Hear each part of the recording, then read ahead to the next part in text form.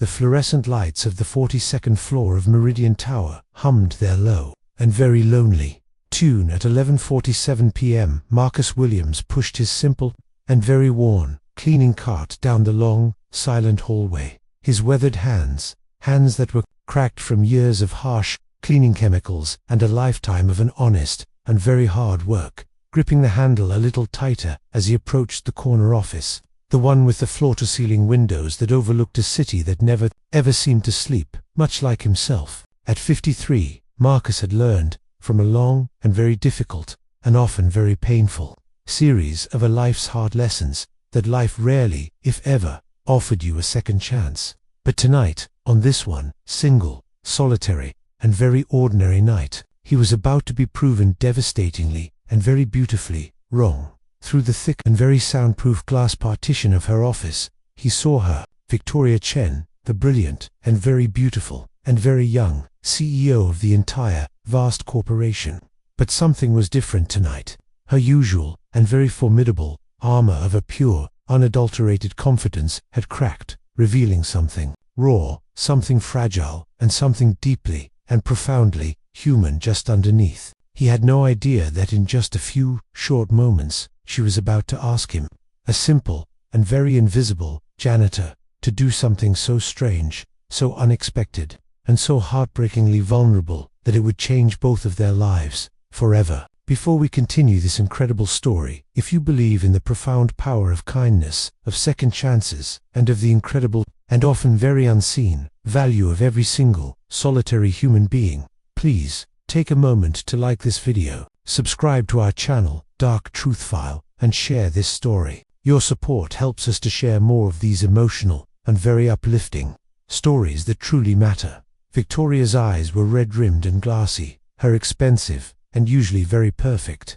mascara threatening to betray the deep and very real emotion she had spent her entire and very successful life learning how to so carefully and so completely hide. Marcus knocked softly on the glass door, a quiet and very respectful gesture that had been born from years and years of a deep and very real respect for the boundaries he had never, not once, been invited to cross. Marcus had been cleaning this very office for 3 long and very silent years. They had, in that time, exchanged the occasional and very polite nod, and the even more occasional and very pleasant and very meaningless pleasantry about the weather. He knew that she took her coffee black. He knew that she worked most weekends, and he knew that she kept a small, framed photograph of what looked like her own long-deceased parents tucked so discreetly and so lovingly beside her massive and very intimidating computer monitor. But tonight, she looked at him as if she was seeing him, a real and very human person, for the very first time. Victoria Chen, the woman who so coolly and so confidently commanded the most powerful boardrooms in the entire city, the woman who negotiated multi-million-dollar deals with the calm and very practiced composure of a grandmaster at chess, was asking him, a simple and very invisible janitor, to stay. Marcus had set his spray bottle down then, and he had given her his full and very undivided attention, the same quiet and very patient attention he gave his own beloved daughter Emma when she would wake up crying from her nightmares, the same deep and very profound patience he had so painfully and so completely learned from the long and very difficult years of being the only parent she had ever truly known. Victoria's own very beautiful and very manicured hands trembled as she reached for a tissue. Today, she had said, her own voice now a choked and very emotional whisper, was supposed to be the happiest day of my entire life. We were going to announce our engagement at the grand and very exclusive charity gala downstairs. 500 of the city's most powerful and most influential people, the champagne, the photographers, the works.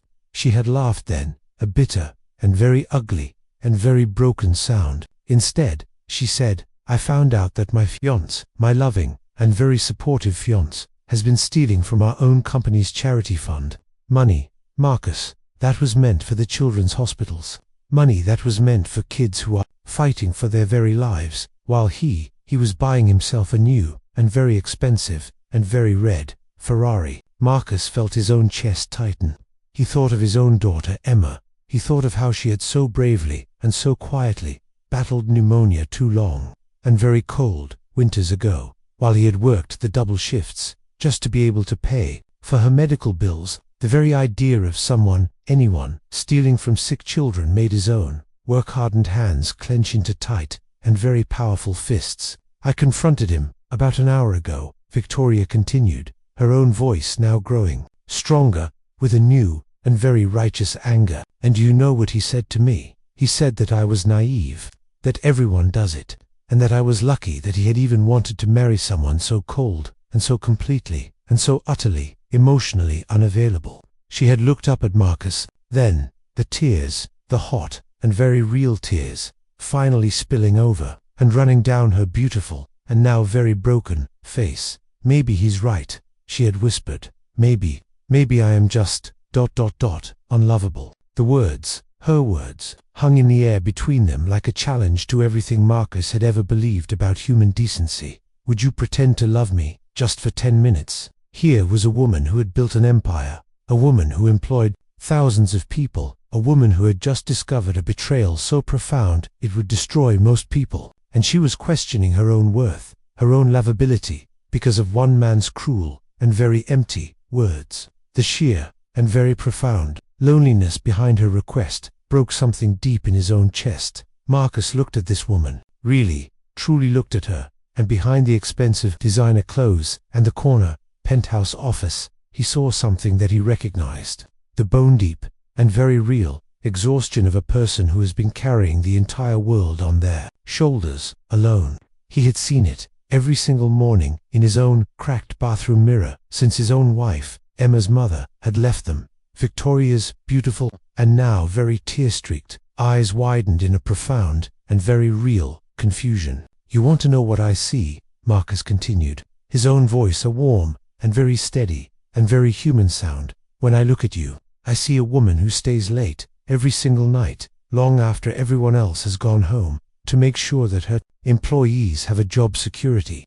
I see a woman, Marcus continued, his voice a warm, steady, and very human sound, who stays late every single night, long after everyone else has gone home, to make sure that her employees have job security. I see someone who, in the middle of her own very busy day, remembers to ask me about my daughter's school play, even though you have got 1,000 other, much more important, board meetings and conference calls to worry about. I see a person who has just thrown away a very powerful and very public relationship rather than compromise her own, very real and very profound integrity. Victoria stared at him, completely and utterly speechless. You think you are unlovable because you are strong? Marcus asked, a quiet, gentle disbelief in his own voice. Because you have standards, because you refuse to let people walk all over you. He shook his head. Miss Chen, he said, that is not unlovable, that is admirable. That man, he didn't leave you because you were unlovable. He left you because you were too good for him, and deep down, in a place he doesn't ever want to look, he knows it. But I'm so ... I'm so cold, she whispered, so distant. You're professional, Marcus interrupted gently. There's a difference. Every single morning when I come in here to clean your office, I see the small, handwritten thank you notes from the charities you support. I see the employee recommendation letters you have written. I see the photos from the company events where you are genuinely, and with a real, beautiful smile, laughing with your team. That, he finished, is not the behavior of someone who does not care. You want to know what a real love looks like, Miss Chen? He asked. It's not the fancy dinners and the expensive rings. It's showing up every single day. It's caring about other people's well-being. It's having the courage to do the right thing, even when it costs you everything. Marcus leaned forward, just slightly. You have been loving this entire company, this entire community, every single day, he said. You just forgot that you, too, deserve that same kind of love in return. For several long and very profound moments, they just sat there in a comfortable and very beautiful silence. The city lights twinkled below them, and Marcus thought about his own daughter, Emma, sleeping so peacefully in her own small bed at home, trusting, with a child's pure and very simple faith, that her father would always come back to her, that he would always choose what was right over what was easy. You know, Victoria said finally, her own voice steadier now, stronger. In all my years of a very expensive therapy, of a very high-powered business coaching, and of 1,000 different self-help books, no one has ever explained it to me. Like that. Marcus smiled, the same gentle and very patient smile he would give to his own daughter when she was learning something new. Sometimes, he said, the most complicated problems have the very simplest of answers. We just make them harder because we think that they should be. And sometimes, that is all that any of us really, truly need. Someone to just, quietly, and with a great, and very beautiful, and very simple kindness, remind us that we are enough, just as we are.